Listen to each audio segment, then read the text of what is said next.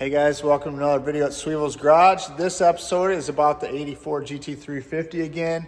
I bought something and I'd like to share it with you guys. I feel like every 4i Fox needs this, but that's just me. Let's get off the hoist. I was looking underneath it because like I always say, you don't know what you bought till it's in the air. So checked it all out, looks pretty good. It does have undercoating on it, which I don't like on my car, so we might do some dry ice blasting. I've never dealt with it, but I know a guy that just started a business and he said that I could kind of use it as advertising. So it worked out for him and me. So we'll probably be doing that here soon, but let's get this thing over there because I deep cleaned the shop today and let's get started. Well, I decided to show you guys underneath it since it's on the hoist ready before I take it back off. Show you how clean / dirty it is. It's clean, but it's dirty, you know. Has a few oil leaks. Front main, or the timing cover, or the oil pan. Then the rear main's leaking the worst. But that stuff will be pretty easy. Once I pull everything out though, I'm gonna paint the block and everything like all my cars. But as you can see, it's really nice under here. No rust or anything. Still has a cat, which is weird. It only has one. I just noticed that now. One cat. So this side just goes straight out. Weird. But anyways, let's look at this so you guys can see it. Now you can kind of see why I want to dry ice blast it. I don't like undercoat. That's not oil, it's rubberized coating. Exhaust is pretty nice. They just put the dual exhaust on before I got it, which if it had the original, I probably would have left it, as it would have had the two tips out one side here, which doesn't look as good, but it is original. But yeah, figured I'd show you guys quick. It's clean but dirty, 42,000 miles, but it is 40 years old, so it's gonna have some leaks and stuff. And once we dry ice blast it, I'll probably pull the rear end and paint it. Then I noticed that this thing's off a little bit, so I might loosen the bolts and move that back. But yeah, pretty nice. I'm happy with it. There's no rust or anything. Usually back here is all rust and Fox bodies, so if you have one, you look up there, I guarantee it's rusty. But there's no rust anywhere at all. Torque boxes or anything. Springs are new because obviously we put them in, but I just hate the under. See how it comes right off? Nice white paint under there. Came off here. I could probably freaking pressure wash it, but that dry ice stuff is a lot safer. So anyways, let's get it down and start the video. All right guys, here they are. Get this box open. I know you guys love a box opening, especially when I don't use a box cutter. You guys just love it. But if you guys have been a subscriber for a while, you've already seen me do this to a pace car. But if you're not, then this will be a new video for you. And that's what it is. RMS lighting. These things are bad. So they look like they're factory, but they're actually LEDs. So you can see how nice and clear they are. They won't be yellow no more, they'll be bright white.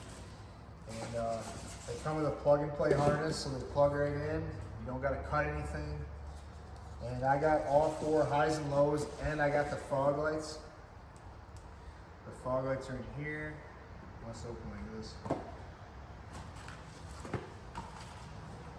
Just like that. So we're gonna get these things installed. I'll show you guys how to do one, and once I show you how to do one, you should know how to do all of them. So what I like to use is this super long screwdriver.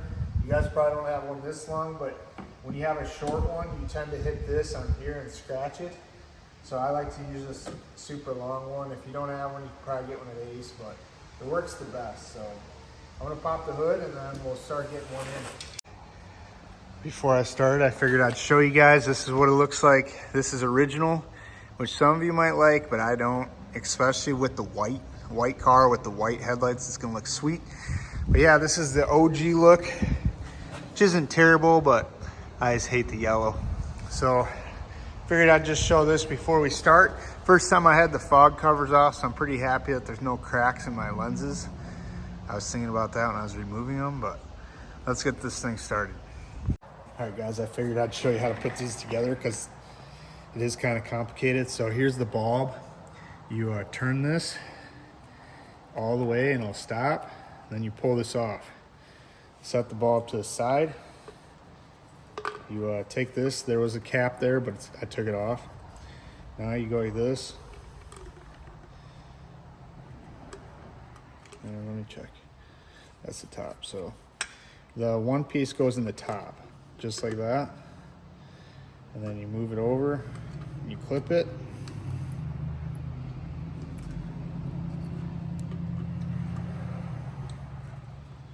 I'm making this one look more difficult. I don't know why. There we go. So that's in there nice and tight. Now you take the rubber grommet and you put that on and push it all on.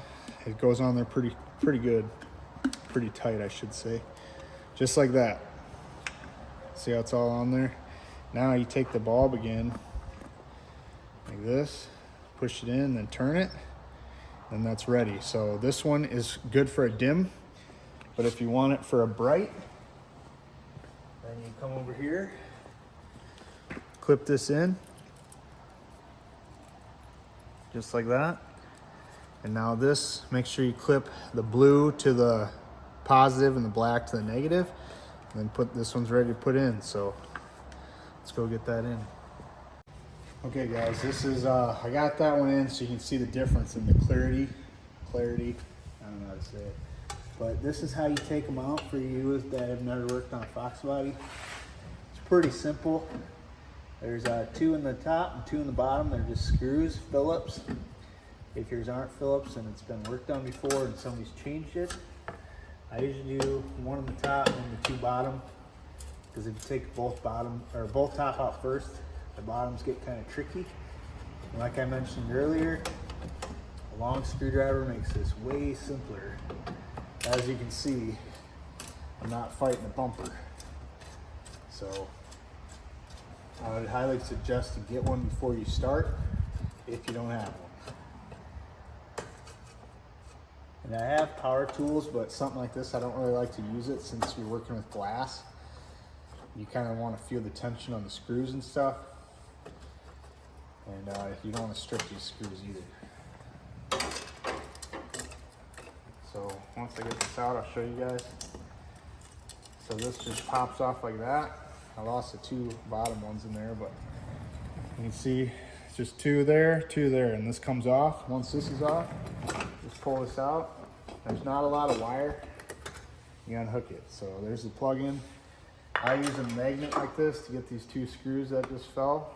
Then you got to be careful putting it back together so you don't drop them again. So I'm going to put that other light in and I'll show you guys putting it in quick.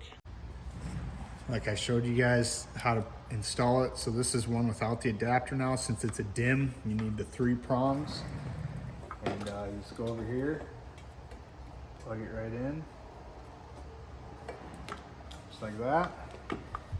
It's kind of a pain to feed the wires in. It takes a little bit because if you don't get them perfect, then the light doesn't want to go in and you don't want to bind these lights. It's like I said, they're glass. So I kind of use a screwdriver to kind of pull the stuff back, just like that. You can see how it's kind of loose and I can push it on the back. That means it's all the way in.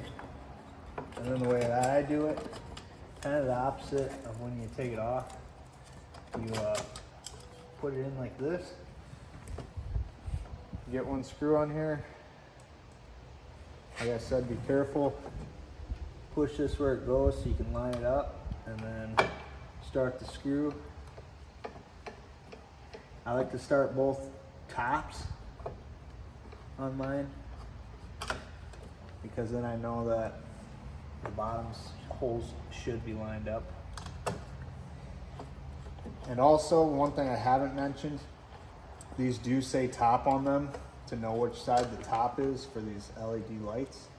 Not sure if it matters for like how they shine, but just do it anyways. And just like that, pretty much got one done. So I'm gonna tighten these up and then I'll show you guys what they look like. As you can see, guys, bright, bright, bright white. Look at the difference. Now we have the fog lights left. They're a little different. They're right here. They're pretty small, but I'll show you guys how to get them in. But look at how much better that looks. Holy cow. And a couple of these, I always thought they were supposed to be glass, but somebody went cheap on one. This one is plastic. Just that little bit that I had them on to show you guys. When I pulled that out, it was hot as heck. So that's kind of a safety hazard, but can't get over how good this looks. Let's get these fog lights in so I can show you guys the full completed project. Okay guys, the fog lights are a little different story here. They're not like the headlights.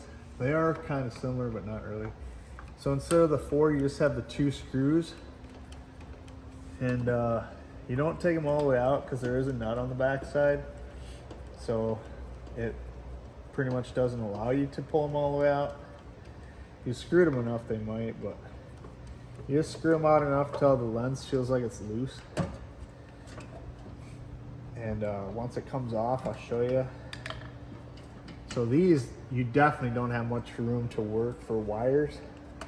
So you reach back there, you unhook and you unhook, just like that. Right now you got this. So these are super clean. If you're a Fox Fighter guy, these are always rusty and stuff. They weren't made very good. These are super spotless. The sticker's still on them. I already did the other side and I took them apart and cleaned them. That little spot there is from the covers rubbing, but these are glass. So you hit that with the buffer, it comes right off. But I'm gonna go clean this one and show you guys how nice they turned out. You can see it's kind of dirty. But yeah, you just hold the screw here and take this nut off and you can take it all the way apart. But we'll go to the bench and I'll show you that. So like I said, this is how you remove the bulb. You just push here, move that up and the bulb comes out. So this is what we'll be replacing, but there is a fancy housing on here. We'll just do it right now. So you can kind of see it. You just pull, push out and pull. You probably shouldn't touch this, but since I'm not reusing it, I don't care. But see how it holds it in there now? There's a dot on one side and that on the other, so you can't mix it up. And this one I'll try not to touch, even though it's LED. I don't think it matters, but I just don't like to anyway.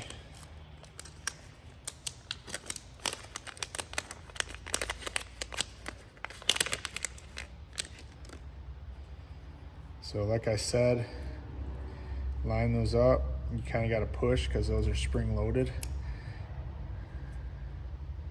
And then get that circle lined up, right, just like that. So you can see that that's lined up and the circle's lined up. Those are the 2 prongs, so they're touching. And that's how it goes. So now we'll set this aside. And then I'll show you what I was talking about to clean this. These are those nuts I was talking about that they won't allow you to unscrew too much. Take that off, you push that through, just like that. This one's really tight. Might need a flat head here, hold on. Get a flat head on there. Hold on, I gotta loosen this up. I don't know why it's so tight.